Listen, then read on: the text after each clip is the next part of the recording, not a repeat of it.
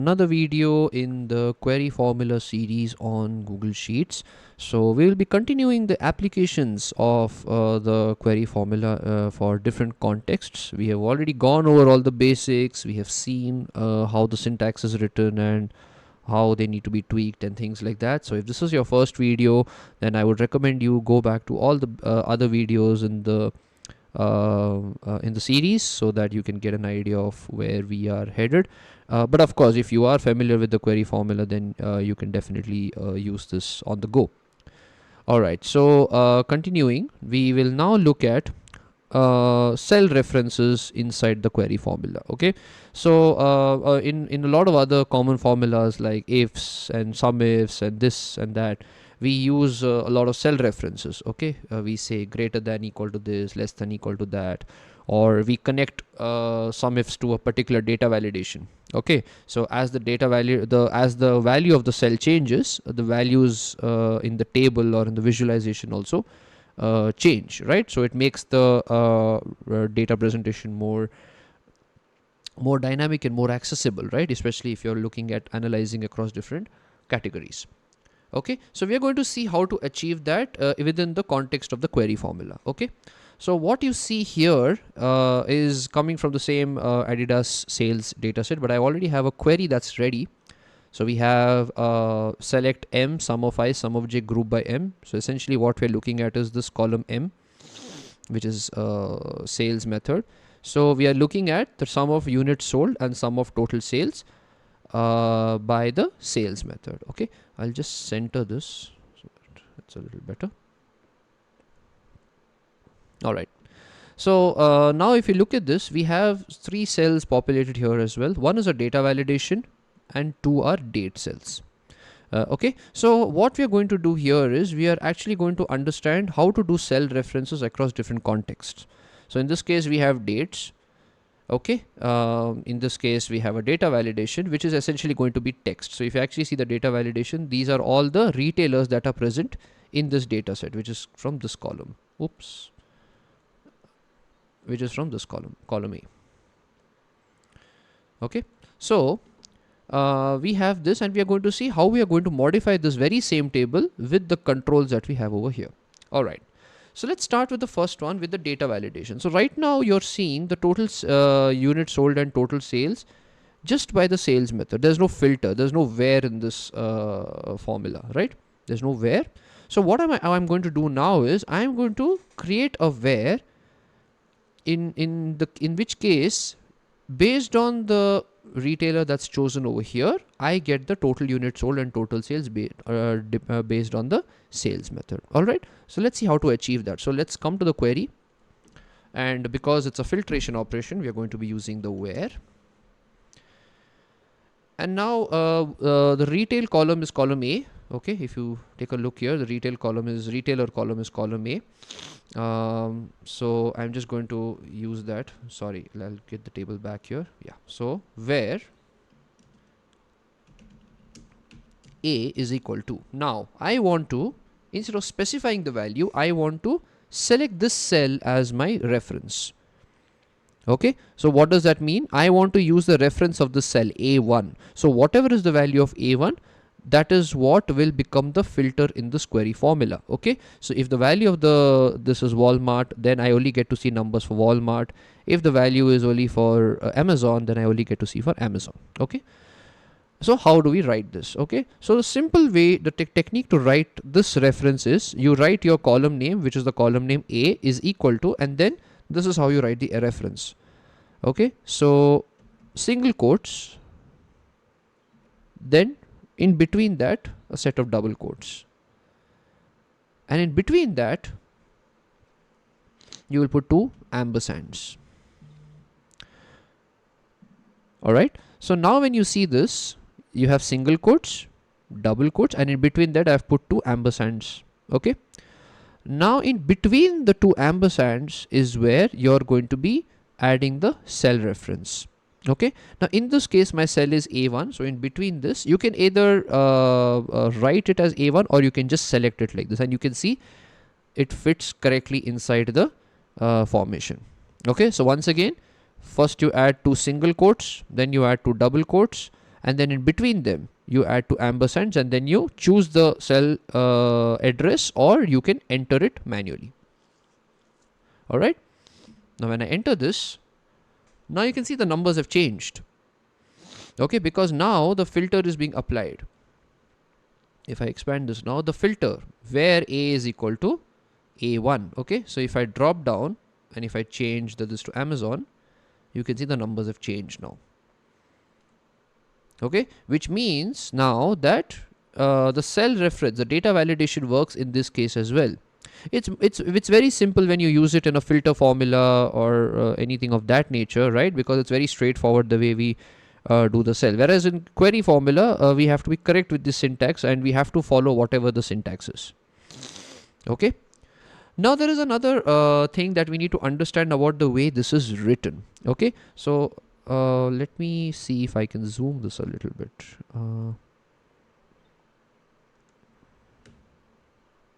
All right, so if you look at this here, A1, that's the cell over here, is encapsulated between the ampersands. So while the ampersands are compulsory, it all depends on what you're putting in this cell reference. Okay, so if the cell reference is a text, then the single quotes that are there over here in the beginning and the end are necessary, because that's how you define text, right? When we looked at the filtration process in the where video of the series, we looked at how to specify whether it is Amazon or Walmart. And how did we do that? We did it with single quotes. Why did we do it with single quotes? Because we already have double quotes in the two ends of the query, and if you add another one here, it's going to close the query before we define the entire thing. Okay, so essentially what you're doing is you're just taking this and you're saying Amazon, right? But now instead of writing, now you have put this in single quotes and you have specified what the text value should be to filter this data on.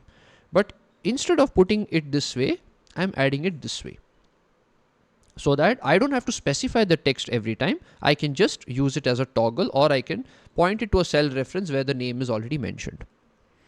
Okay, so if this is a number, okay, if let's say I put something here as okay, so let's say I put this as greater than something. If I put this as greater than something, I'm not going to add it because it doesn't fit my context right now. But let's say if I have to add greater than something, okay, then you need to remove this single quotes. Now if I remove the single quotes here, you see the formula is gone. Why? That's because now the query formula treats this as a number. It does not treat it as a text. So there is a mismatch that's happening. This is being treated by query as a number, whereas the cell value that is there in A1 is a text. Okay, so if you want this to be if you want this to read it like a text, you have to put the single quotes here and here. All right, so that's the difference between that's how this has to be added. Although the way that I mentioned earlier of how to write this part, you can always apply it on every context, but you have to also see the reference that you're using, whether it is a date reference or whether it is a number reference, and accordingly you need to do this. Because if you add this for a number reference, then it's going to throw up an error, just like how it threw up an error when we removed the single quotes from the formula for a text reference. Okay, I hope this was clear. This can be a little confusing initially, even for me it was. But understanding this simple difference can really make a world of can really make a lot of changes to the way it is perceived, and can also tone down all your frustrations you may have with wondering why this does not work. Alright, so the next thing that we're going to look at is the date range option, right? So as you know, date range is a very commonly used criteria in sum ifs and all that other formulas where you say, okay, greater than equal to this, less than equal to this. Okay, so basically you're setting a range of the dates between which you want your results. Okay, so it's pretty straightforward that way. If you actually look at it, the way it is written as it's greater than equal to ampersand, and then you reference the cell where the date is there, which is case B1 in this case. And then similarly for the other end of it, it's less than, equal to, ampersand and C1. Okay, so this is how you would write it in any other formula, but in the query formula there's a slight difference.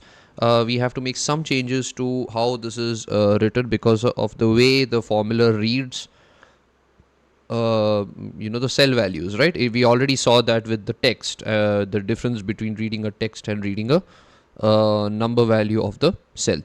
So with the date, what we're going to do is, so I have this thing that's already added here for our convenience. And if you look at this, this is how we would have to write the criteria if we are including a date into the picture. Okay, so what does this exactly does is, so this is like the date keyword, and then if you see there is a pattern here as well, right? So single quotes, there are double quotes, then there are ampersands, and then in between that is what you are essentially doing is you're converting the text. So this is being treated as a text. Okay, this is treated as a text, and then when you write it in the text formula, you are basically converting the format. Okay, so if you use it in this format, you can change the way the date has to be represented, which is the whole year, the month, and then the day. Okay, so what we are saying is we are specifying that it's a date, and then we are, instead of directly referencing the cell because it would read it as a text, we are converting this into a date format. Alright, and the other things remain the same, where you're saying greater than, equal to, less than, equal to. Okay, so let's try writing this. I'm just going to take this first, and then I'm going to come here and I'm going to first remove this. We don't need this criteria, and I'm going to say, okay, where date column, what is the date column? Let's see. Oops, the date column is column C. Okay, so I'm just going to say where C greater than, equal to, and then I add this. Okay, so you can see that this cell is getting highlighted, right? So when you know that the cell is getting highlighted like this, the reference is getting highlighted like this, you know that all the commas and everything is in order. Okay, if it is not happening, then you know that there is some imbalance of the the inverted commas and things like that, so you might have to debug that or check that. Okay, so we have the first one where C greater than, equal to B1, which is, this is the lower date. Okay, and then I'm going to say the other one which is less than, equal to, so and C less than, equal to, and I paste the same thing again. However, this time I am going to do C1, right? So you can see the cell also gets highlighted when I type it. And now when I press enter, so you can see the values have definitely changed. Okay, and now whatever date you can take it for, whatever date you want to select for, the numbers will show it accordingly. So let's say if I come here, let's say I just go maybe 1 day, and you can see that this is the numbers for just 1 day. Okay, the overall numbers within 1 day. Then if you want some other date, you could choose this one over here and see the numbers have changed again. Okay, if you want to go for a larger range, so I have January 22nd to August 31st, right? And then you can see the numbers have changed again. Okay, so essentially we are seeing how the format is getting converted over here. The reason we need to do this is because every time the cell reference gets treated as a date, and this is the format with which we need to specify to the query formula that there is a date that we are filtering and not just a text or a string character that's coming from there. Okay, because otherwise it's not going to read these dates in the way it should actually read. Okay, it would read it as a text, or the formula will not work, and all those things kind of show up. So this can be a little tricky to grasp initially, the first one with the cell reference here and with this as well.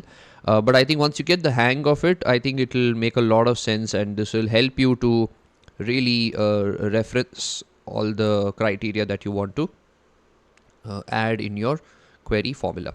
Okay, so the way to actually do this is you can actually keep this text, whatever I put here, this one, you can actually write it somewhere in some notepad or something, and then access it whenever you need it, to write your criteria. Or else you can always ask ChatGPT and it'll probably tell you where the commas are. Like that's what I do nowadays, especially when I have to write formulas like this. And if I do not have the time to sit and figure out which comma is off or which ampersand is not there, I just throw it to ChatGPT and it corrects it for me. So any way is possible. But what matters is the understanding, the context, the understanding, and the theory behind why it is written in this fashion and how this can come handy in your scenarios as well. All right. So that's the video on cell references inside the query formula. I hope this video was helpful. I hope you could use this in your day-to-day work. Please do like this video if this was helpful. Please do mention in the comment section as to how you liked this video and the other videos in the series, and what other kinds of videos do you want me to make on this channel. Okay, and please do subscribe if you haven't yet, so that you will get access to all the videos that will be coming on this channel very soon. And until then, I will see you in my next video. Thank you.